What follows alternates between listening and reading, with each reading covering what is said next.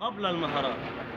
عشان تكون معلمًا ناجحًا، مهندسًا ناجحًا، طبيبًا ناجحًا، أو أي مهنة تعمل فيها، حتى تكون ناجحًا، اعلم أن الصفات قبل المهارات. يعني إيه؟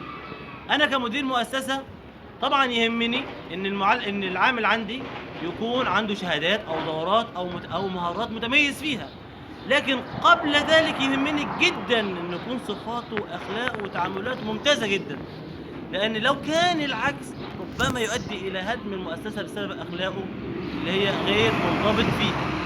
هذه المعلومة الأولى أن الصفات قبل المهارات. المعلومة الثانية، ما في يوم يعدّي عليك إلا ولمّا تقرأ في تخصصك ولو صفحة واحدة، ولو نُص صفحة، ولو حتى سطر واحد في مجال تخصصك.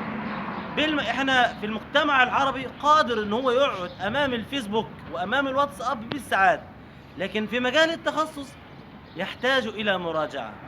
بالمعلومتين دول تستطيع إن أنت تكون أفضل عامل في المؤسسة التي تعمل فيها. انتظرونا قريبًا إن شاء الله في برنامج معلومتين وبس.